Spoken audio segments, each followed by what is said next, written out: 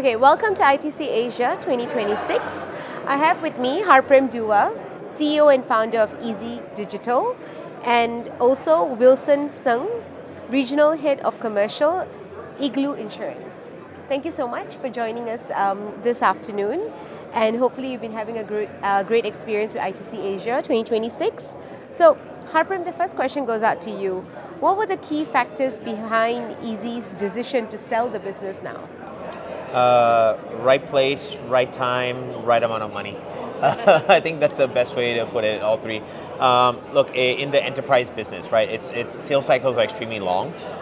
It is a reputation kind of game. We've been able to do very well on our own in the short period of time and small amount of funding that we've raised as well.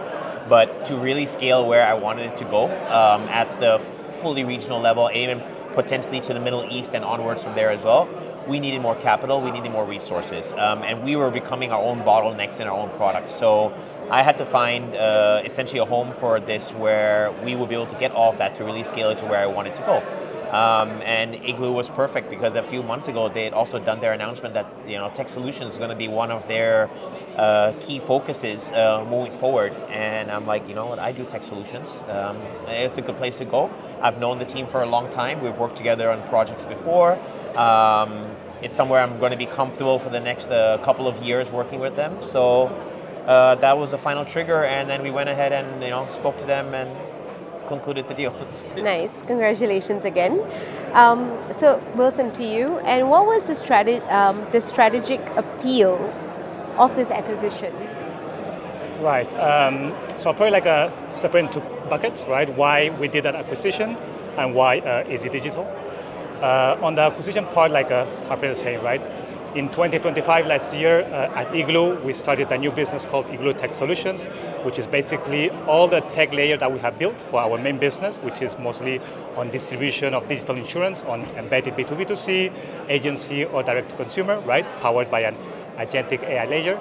So that technology, last year, we started to deploy it for third parties. So we started to work with insurers, banks, brokers, to utilize our technology for their own business, right? So that's more like we offering the tech that we have built for ourselves. For us to scale and grow, of course, you can go organically or inorganic. So the opportunity of working with Harprem and the Eazy Digital came to the table. So okay, maybe for us to scale faster, it makes more sense to go on the inorganic path. Why Eazy Digital? I guess Harprem mentioned a couple of things, right?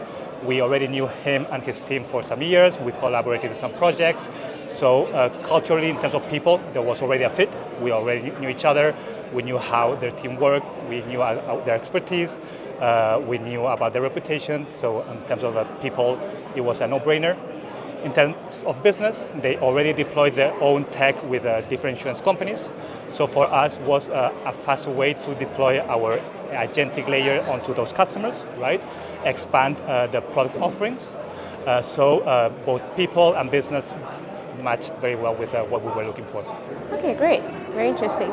So this question goes out to the both of you, and Harprem, you can go first. Do you expect this consolidation trend to continue across industry? I think so, right? Before you used to have insurtechs fighting amongst each other for the deals in terms of embedded or in terms of tech solutions.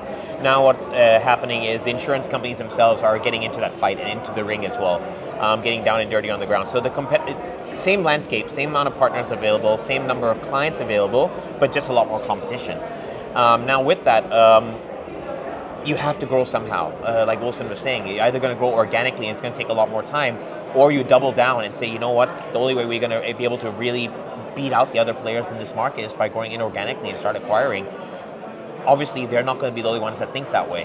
And we're going to see that in the insurance space. We're going to see that at the underwriter level and at the partner level, at the insurtech level as well. The strong are going to end up surviving. Especially with this new trend of AI coming along. I mean, it's not new anymore. Everyone talks about it all the time, but realistically speaking, it has put a lot of technology stacks that were built 10, 15 years ago for traditional companies that have done very well. They also don't have the capacity or bandwidth to jump onto this train or bandwagon in a full way. So they have to look at inorganic growth that way as well, acquire younger teams, acquire newer people, newer technologies, and just start consolidating amongst themselves to be able to live on for the next 5 to 10 years. Okay, and Wilson, your thoughts? Yeah, I agree with Harprem. And actually, on that point, I think it was last month there was a report by CB Insights that had two very interesting touch points. One, apparently Q1 2026, right, in terms of a capital deployment in InsurTech, Q1 2026 was a quarter with the least amount of deals in the last 10 years, right?